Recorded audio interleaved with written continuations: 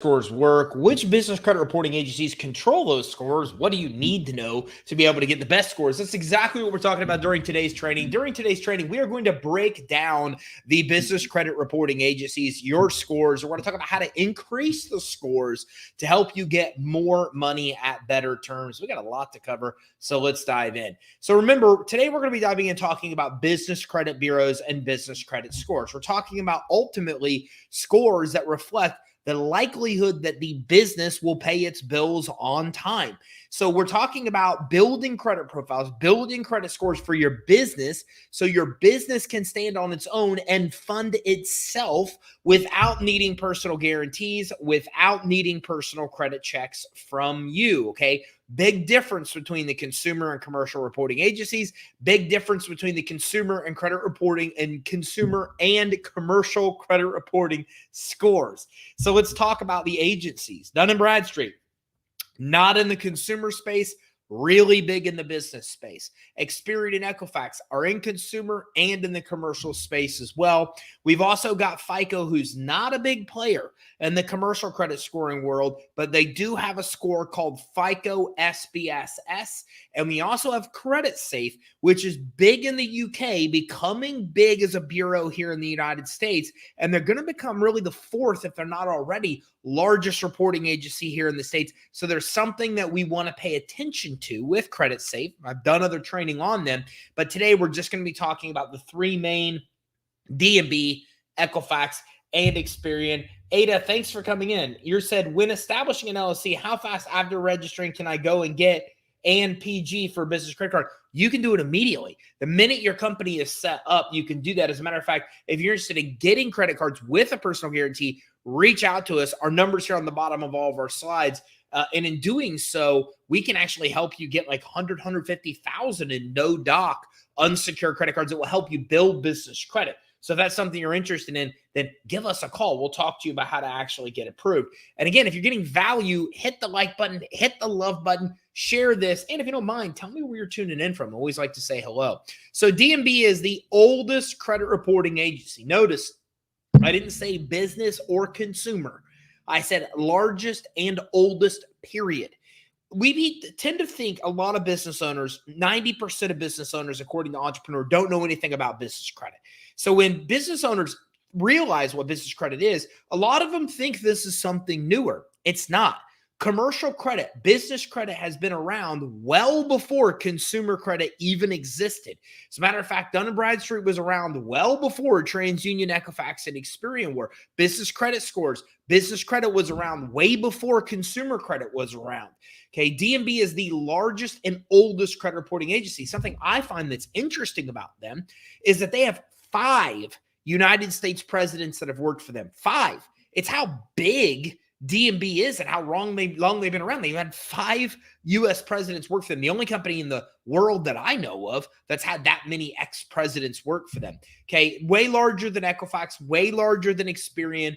By far, they're 10 times bigger than the next reporting agency, which is Experian. And they are also the creator of the DUNS number. And the DUNS number is a 9-digit number you have to start building business credit. If you don't have a DUNS number, 70% of the credit issuers will not issue you credit. So it's really one of the first essential steps, and it's an essential step to getting a Paydex score, as we'll talk about. If you don't have that, you're not going to be able to be in their system. They're not going to create a credit profile. So something important that you need to know about Dun Bradstreet. Now, D&B has over 350 million records on file around the world. To give you an example of comparison, Experian is the second biggest credit reporting agency. They've got 30 million. 30 million. D&B's got 350. That's how big D&B is in this space compared to the others that are out there. Okay. And again, they're keeping a lot of the records on file. Over 100 million aren't even in business anymore. These are companies that have been created, closed down, but over 200 of those records, 200 million, are supposed to be active businesses. Now, D&B's main credit score is known as the Paydex score. A lot of people that start to build business credit are familiar with this score. In order to get that Paydex, you've got to have 2 requirements met. You have to have a DUNS number. you have to have 3 accounts reporting to Dun Bradstreet. I get this question all the time. It's one of the most commonly asked 10 questions that people propose is, hey, why isn't Dun Bradstreet showing my credit? Well, because you don't meet both of these criteria.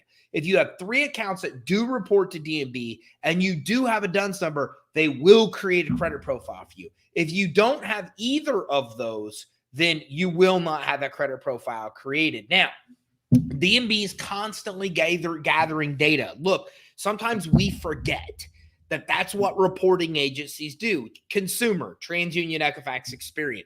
Commercial, Credit Safe, DNB, Equifax, Experian. All of their job is to gather as much information as they can get and sell that data. So never forget, at the heart of credit reporting agencies, their job is to get data and sell data. And DNB has a list of over 1 billion trade experiences. So of all the people that report to DNB, and it's over 1 billion experiences or accounts that they have across those 350 plus credit reports. There are 350 million credit reports that they actually have. So it works to improve its analysis to ensure the greatest degree of accuracy possible. That's what DNB does. And their goal is to ensure accurate reports and basically give as much up-to-date, accurate information as possible to whoever's buying those reports. A lot of people don't even know this, but you can actually even give DNB your financial data, like your tax returns, and that will show up in your credit reports. As a matter of fact, we'll talk about credit scores today that can help you just because you do that. Now, DNB has 2 kinds of credit scoring models. As a matter of fact, DNB advertises and promotes this, but the reality is Equifax, Experian, and DNB all do this. And what happens is they have multiple scores, about 5 scores, as you'll learn today, per bureau. And these scores fit into 2 categories. The first category is called predictive scores, and it takes into account payment experiences that report to the reporting agency. Let's use DNB as an example. So it takes into account Staples, Office Depot, Lowe's, everybody that reports to them that trade experience data. And then it looks at other things too. It looks at inquiries. It looks at the industry you're in. It looks at the financial data of your business. It looks at collections and public records, and then it predicts the likelihood of something happening. Predicts the likelihood of you going late. That's their predictive score. Predicts the likelihood of your business going out of business, you closing your doors, okay? That's the financial stress score. So these are predictive data that take in all this information and predict what may happen. Then the second scoring model is, well, we'll talk a little bit more about that as well. So there's predictive scoring, and then there's performance scores. And performance scores are not predicting anything. They're just basically a mathematical representation of how you've paid in the past, basically what you've already done. We're not looking at stuff and projecting or predicting what may happen. We're just saying, hey, based on what you've done before, here's a score based on what's actually happened. So performance versus predictive scores, we'll talk about both today. So the Paydex score is a performance score, and it looks up to, basically it shows up to 24 months is what's calculated into Paydex, and up to 3 months of the Paydex history. So what I'm saying here is basically with Paydex, it predicts a likelihood that over the next 12 months, you're actually going to be late or not be late. And it basically shows 2 gauges, up to 24 months of your Paydex and up to 3 months of the Paydex. So there's 2 ways you'll see this broken down. So you can basically see recent history and you can see performance over time. So if you're getting a commercial credit report on somebody else's business, you can look at both of these, a 3-month Paydex and a 24-month Paydex. How have they paid recently? How have they paid historically? Okay, to give you a contrast to both of them. Now, both gauge have the same scores. One means greater than 100, or 1 score means greater than 120 days late. A 50 score means 30 days late. Okay, 80 means that you're paying on time. 100 means you can anticipate the payments are going to come early. Now, I could give you a breakdown of Paydex. 1 score, 2, 3, 4, 5, 79, 80, 81. And literally those scores mean precisely your likelihood of defaulting a certain amount. So for example, 50 means on average, your bills are being paid 30 days late. If on average your bills were paid 31 days late, then you'd have a 49 score. So literally the score literally depicts how your past accounts have been paid. So literally a 100 score means payments are always early.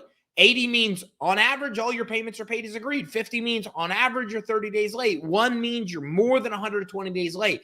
A 79 means that, you're right under paying all bills as agreed. So that score literally depicts how you pay your bills on average over the last 12 months.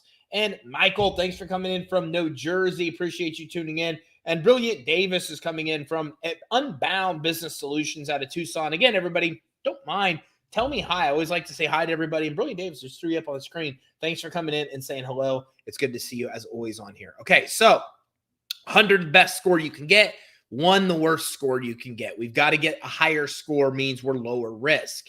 So the D&B rating, and this is the most common, and again, this is clearly performance because we're only looking at how we've paid in the past.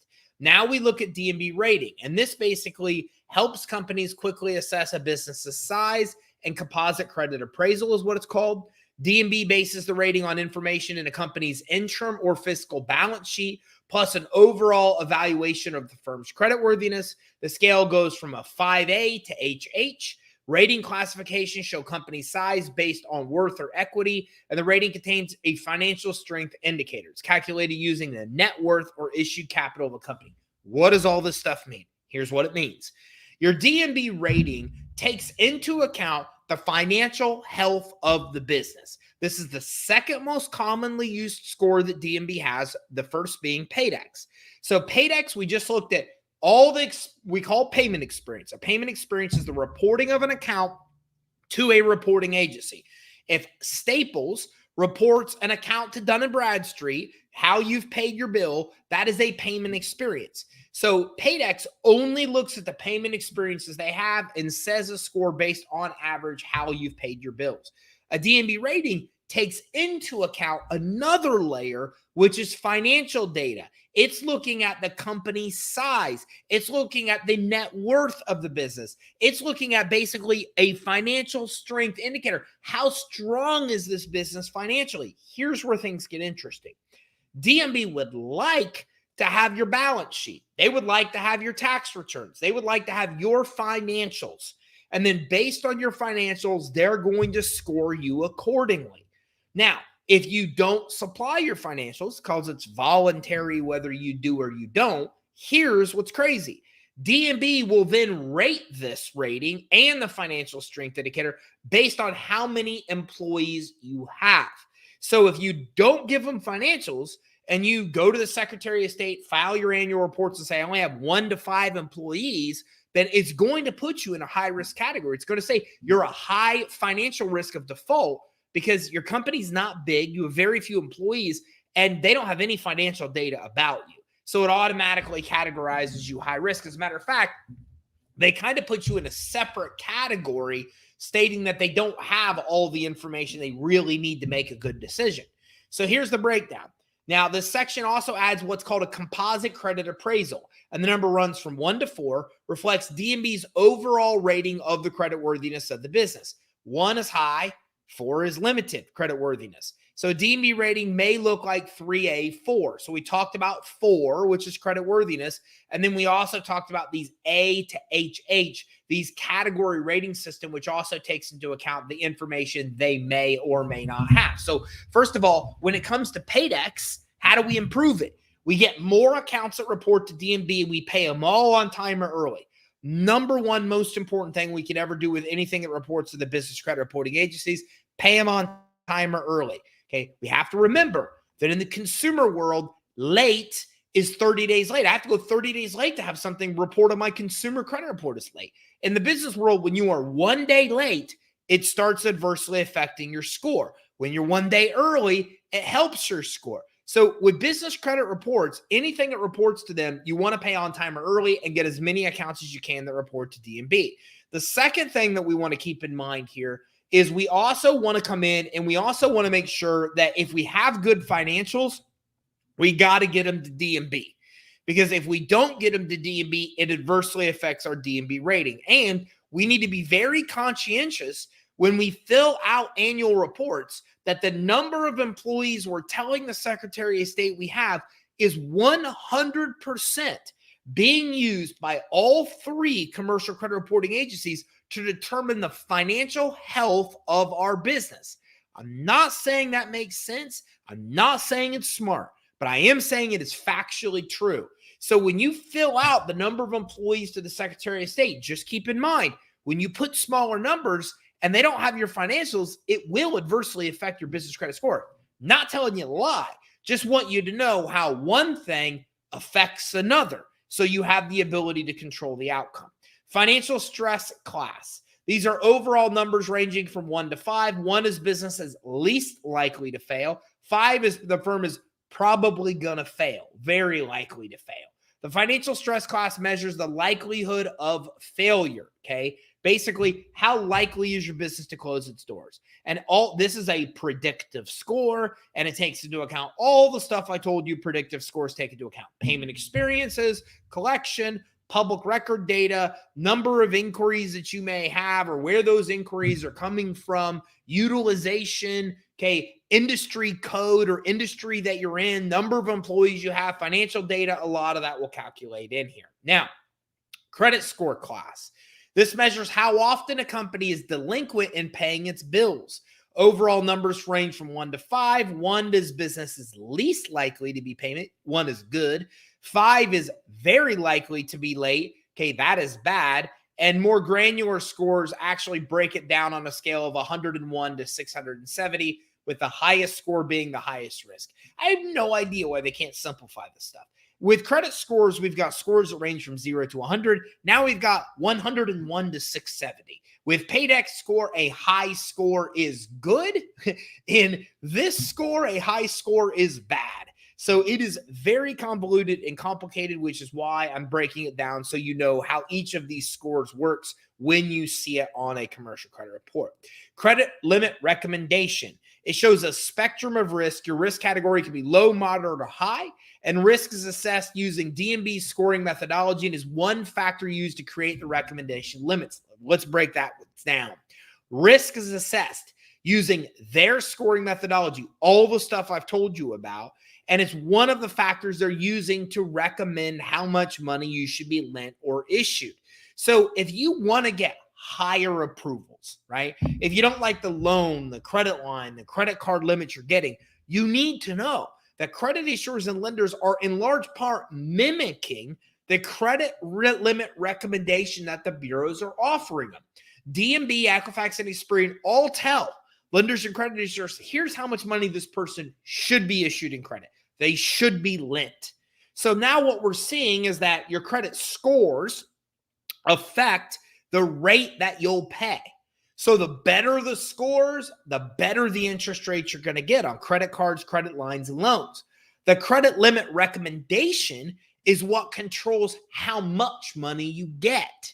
It's why this trading is so important. I just gave you insight on how to get more money at better terms. You've got to be able to come in and build your business credit scores, get as many accounts as reporting as agreed, pay those on time or early, follow the advice like getting them financials if it's good, and all this stuff comes together to help you get higher credit limit recommendations or higher approvals and to get better terms as well. The financial stress score and financial stress percentile. The financial stress class runs from 1 to 5. We talked about that. Okay, the financial stress score norms calculate an average score and percentile for similar firms. The norms benchmark where a business stands. This is in relation to its peers. The idea is to show the probability of failure with a particular score. This is extremely important. Extremely important. Very few business owners that I meet know what industry code they have. NAICS. Very few do. And there's a lot of problems when you don't. So, for example, if I go to NAICS.com, okay, and I talk about this because it's so important, and I go to company search and I look here, you might, and I always use this example because it's a good one. If you say you're in real estate, well, what you don't realize is that there's 32 subcategories of real estate that you could be in, and they're all different NAICS codes. So an NAICS code is an industry code of what the SEC, the IRS, lenders, credit issuers, all kinds of people, banks use this to determine the industry you're in. So when you go and tell your banker, I'm in consulting, you're forcing them to guess from all these NAICS codes which one's the closest. When you go tell your bank you're in real estate, then they have to guess of these 32 which you are. Here's the problem is that then goes on your credit report, and now you're finding your rate, your D&B rating can be lower because they don't like your industry. Then there's this whole category called financial stress percentile, which compares you to other people in your industry. So let's say people want to lend to restaurants, and then we know restaurants are high risk. Restaurants are very high risk. So the person goes, I already know that. I know restaurants are high risk, but I want to know this restaurant. I want to know where their risk is compared to other restaurants. I don't want a restaurant compared to the rest of the world because I know it's going to be a low score because I know restaurants are high risk. I want to compare this restaurant I want to lend money to other restaurants. That's where this percentile comes in. What's happening is they're looking at your business compared to your peers, other people in your same industry. So if your NAICS is wrong, if D&B has the wrong industry assessed for you, then you could have considerably lower scores than you should because they're comparing your credit to others in your industry. And if you have the wrong industry that they're looking at, then the whole thing gets messed up. You've got to have the right NAICS code. Because if not, as you're seeing, a lot of these business credit scores could be adversely affected because you're being compared to other people in your industry when you shouldn't be compared to other people in your industry. And here's a link here you can see in the chat. If you're interested in following along with your own business credit reports, it's only $24 with us to be able to get credit monitoring with D&B, Equifax, Experian. You can also just come in and real simply go to creditsuite.com/monitoring. Steve, what's up? Thanks for coming in. Tommy, I'm throwing you up on the screen. Thanks for coming in and saying hello. Byron, what's up from Downey, California? Thanks for coming in saying hello. Dominic, what's up, buddy, from LinkedIn. Carlita, hello, everyone from Ohio. Thank you for coming in. And Tommy says, starting to see fruits from my labor tie. I got approved for $8,000 Sam's MasterCard last week. Congratulations, man. That's really awesome. I'm really excited. And Tommy also says, I'm running a 89 D&B, 79 Experian, 409 Equifax. So really good scores. We're going to talk about what those mean in a minute. Congratulations, Tommy. Glad to see you're getting those kind of results. That's awesome to hear. Okay, so let's talk about Experian. Those are the main scores you need to know about D&B. Now, D&B, well, we've talked about the main handful of scores that they have. Delinquency predictor, we already really talked about under a different name. But again, this gives you an overview of their performance and their actual predictive scores. So Experian is the second business credit reporting agency, 30 million plus records on file, used primarily by credit card issuers. So if you want my Tommy here to come in and get this $8,000 Sam's Club, you got to have a good Experian score. Because when you have a good Experian score, that is what is mainly looked at by these credit issuers that issue credit cards. So it's very important that you build Experian. Now, the typical report you're going to get from them is called an Advantage report. Okay. And it's basically like a sample report you can get from them with some of the summary data that we're going to talk about today. Now, their main score ranges from 1 to 100. It's called an IntelliScore. Okay, predicts the likelihood that you'll default in the next 12 months or go 90 days late in the next 12 months. Okay, 100 is the best score you can get. 1 is the worst score you can get. Now, they also have a financial. So let's talk about this. Experian's a little bit different than Equifax because unlike your payment history being calculated into this, it looks at other stuff as well. It looks at your industry. It looks at your time in business. It looks at your utilization. It looks at how you pay your bills, your collection accounts, public records, all that's calculated into a IntelliScore. 100 being the best score you're going to get. Now, we also see something very similar here to what we saw with DNB, and you will with Equifax. A financial stability risk rating, again, depicts your likelihood of closing your door, ceasing operation, filing bankruptcy. You're gone. You're done. You're out of business. It predicts the likelihood of that happening over the next year. A financial risk rating of 1 indicates like a 0.5% potential risk of severe financial distress within the next 12 months, for example. So you want to have a high score here. You want to have a 5 score predicts that you are the lowest risk when it comes to financial stability with Experian.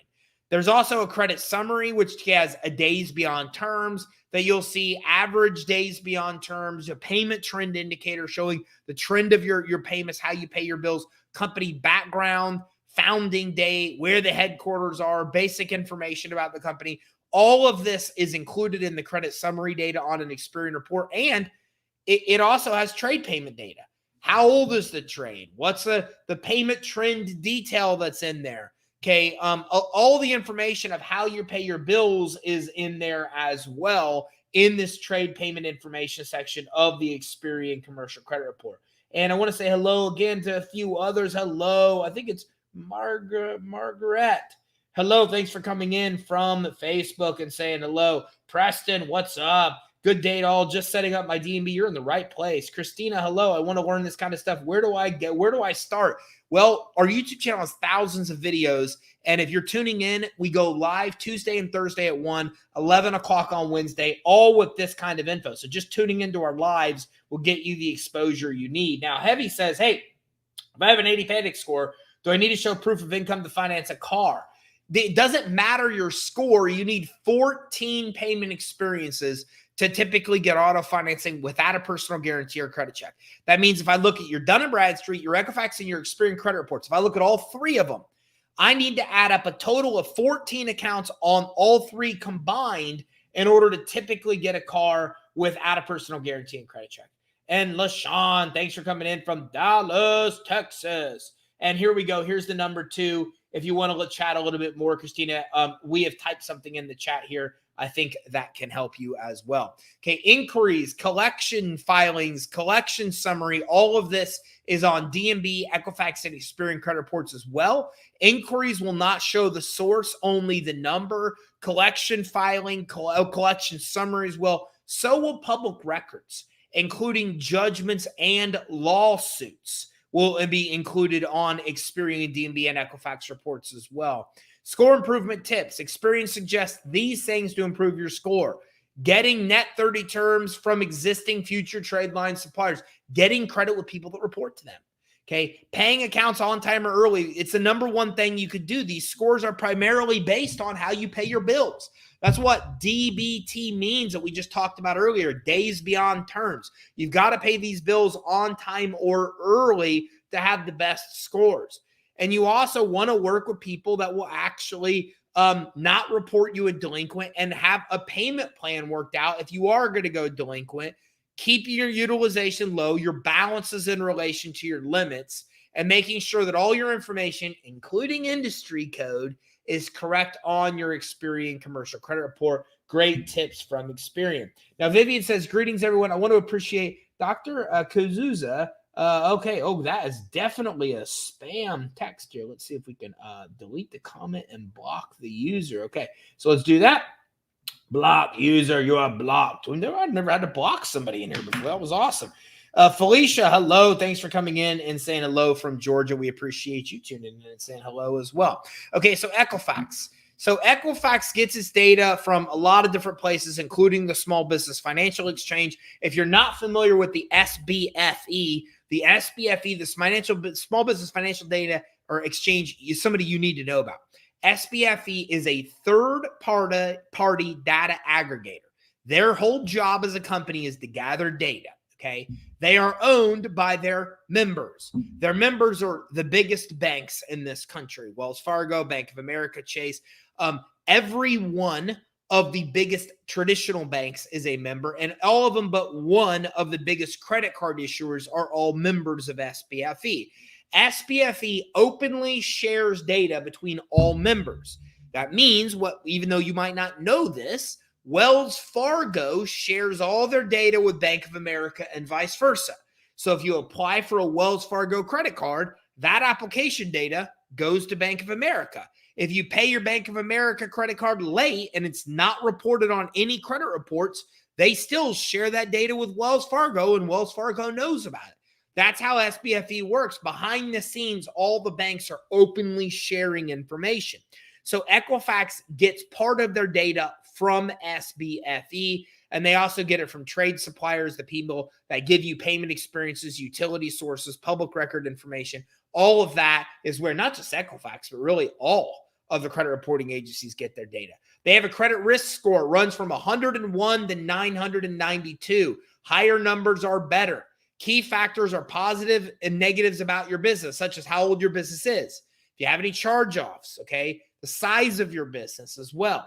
Now, Equifax's payment index, 0 to 100, is another one that they offer, with 90 being that you pay as agreed. It's very similar to DNB's Paydex score, okay? So when we look at this, the payment index is very similar to what we actually see with the Paydex score, but 90 means you pay as agreed with Equifax, whereas 80 means you pay as agreed with DNB.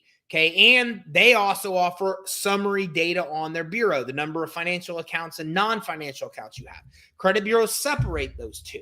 Financial accounts, lender, credit issuer accounts, right? Stuff that comes from banks. Non-financial people, people that sell hardware, roofing supplies that issue you credit, stuff like that. Okay, number of charge-offs, total amount that you're currently past due. The most severe status, how long have you been beyond terms in the last 24 months? What was the latest you've been? The single highest credit you've ever been had extended. Very important. This is how other credit issuers determine how much money they should actually give you. So very important stuff there to keep in mind.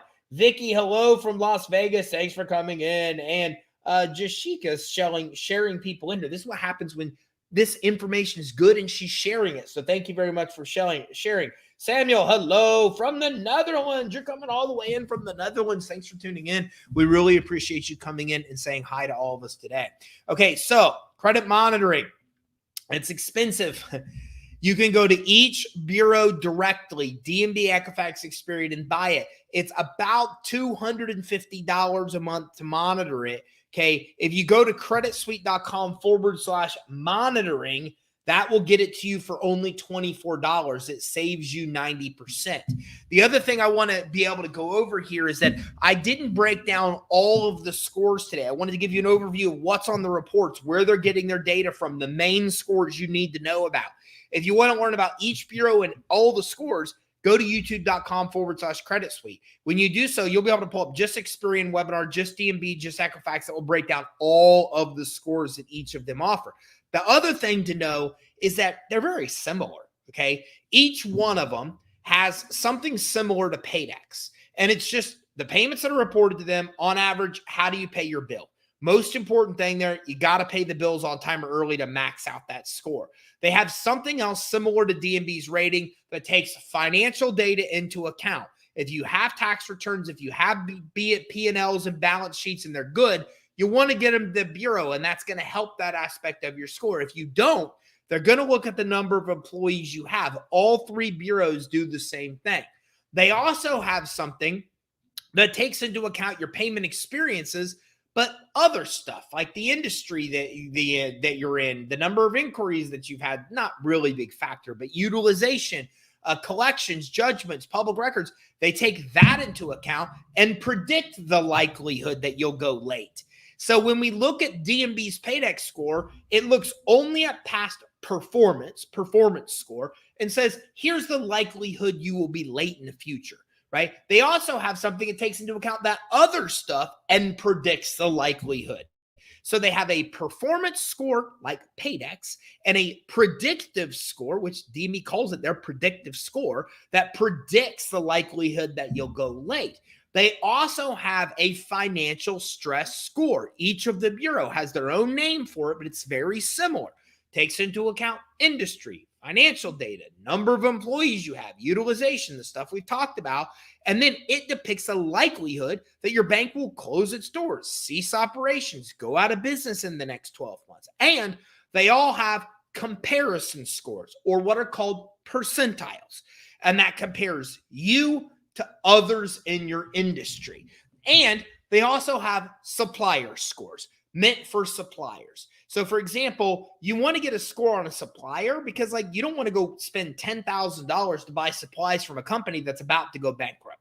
That's what supplier scores are for. So all of them have a variant of one of those scores. That's it. I broke down. You will see these variant of each one of these scores that the bureaus offer, and that's the data that they're using to actually calculate those scores. Tommy says, hey, I had an issue with Office Depot when applying due to me having 1-year-old credit file. I said, wow, yes. And that's awesome. They're basically saying, hey, your credit profile is too new, but they will push it in for a manual review if you have enough trade lines to report to them. So keep in mind. Okay, and here Heavy says, I want to finance a Lamborghini using business credit with no PG. Do I still need to have 14? Yes. And that's going to be possible, but you're going to have. So let me give you an example. So I do this, okay? I actually have a McLaren, and I'm getting ready to buy a Lamborghini Huracan to do this, and I rent them out when I'm not using them. Very lucrative, right? I've done training on Turo just on how to do this. But what you're saying is not really realistic unless you've got accounts on your business credit reports with that high of a limit. So a Lamborghini Huracan's $325,000, right? I can't go get financing for $325,000 if the highest amount I've ever used on my business credit report's $1,000, $5,000, $10,000. If you go to get a credit card, a loan, a credit line, this is why there's credit limit recommendations and why they're showing the highest credit account you've ever used. So you've got to be reasonable here. Can you get a car loan in your business name? Yeah. I actually had a client get approved for $185,000 at Ford. It's very possible to do. But in order for her to get $185,000 at Ford, she's got 10, 20, 30,000 she's using on her accounts to show on her business credit reports. So you can do what you're describing. You'd have to have at least 14 accounts in your business credit reports, and you'd have to be using those and have pretty high amounts you've recently used to get an approval limit that high. Nobody's going to approve you for $325,000 if the highest amount you've recently used $1,000. So some things to keep in mind there as well. Here's where you get credit monitoring for only $24. And Samuel, I'm glad you are here as well. So to recap, D&B largest reporting agency. Experian second largest, used by credit issuers, credit cards, for example.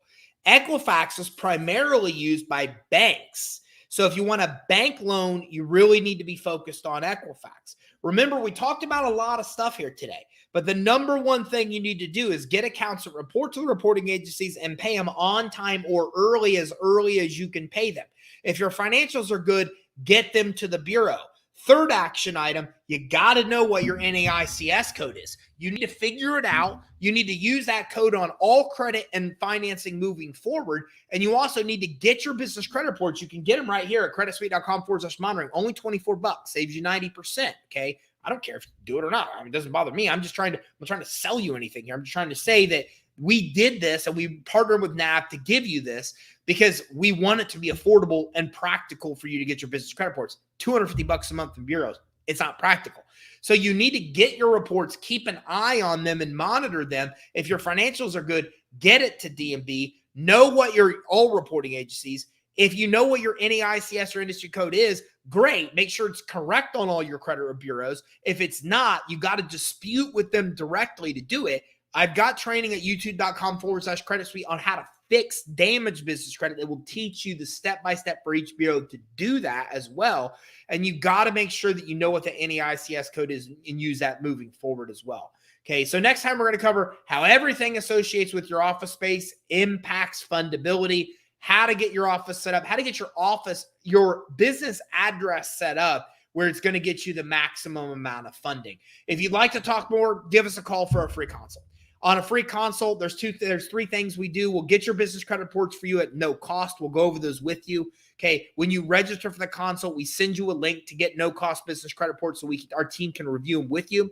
Okay. We do a fundability check to help you fix things that are wrong that are preventing you from getting approved for financing. And the third thing we do is a qualification to see all the funding you can qualify for right now.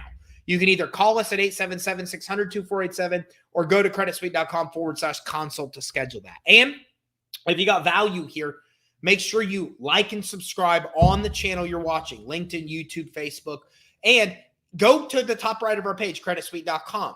We have daily tips on Instagram, Twitter, Facebook. We have thousands of videos on YouTube that will help you. We have 1-minute video on our TikTok channel, on our Instagram Reels as well. We got a podcast you can listen to on the go. All of that can really help you. And Brilliant Davis says, where did you go? Says it is really affordable and works. I use Credit Suite myself. Thanks. And Brilliant, thanks for tuning in, giving us that feedback. I appreciate it. And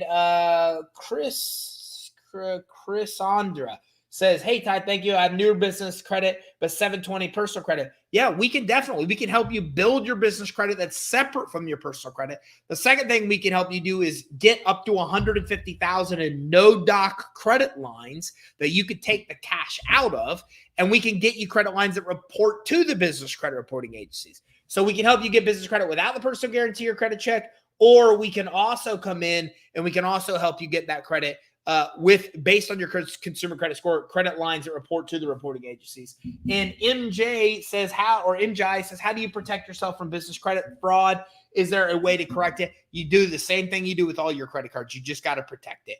Not a lot of fraud that happens here unless people are actually accessing your credit cards. So the best thing to do is to be able to, if you get credit monitoring, lock down your actual credentials and make sure any corporate credit cards you have, that you protect those like you would any other normal credit cards. If you're doing that, then you should be fairly safe there. Okay. And Byron says, I want that. That's awesome. And then we're also talking, here we go. This is information about our social channels.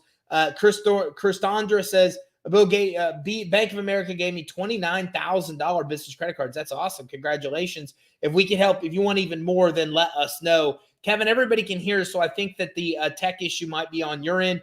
And Chris Andres says, calling today. Great. We'll talk to you about what you can qualify for. And Jorge, thanks for coming in from Orlando. You're right next door to us. So I'm going to go ahead and wrap up. Thanks for tuning in. Don't forget to go to creditsuite.com/monitoring to get your credit reports for $24. Now you know how to navigate them. You know where they get their data. You know what's on the reports. You know how your scores work. And don't forget to give us a call for your free consult as well. We'll help you get your business credit reports at no cost, even go over those with you and give you tips and tactics to improve. Thanks for tuning in. Look forward to seeing you on our next training where we're talking specifically about your business address and how to set that up to be able to become more fundable. Thanks for tuning in. Make sure you like and subscribe, and I look forward to talking to you again about more cool ways to get money to start and grow your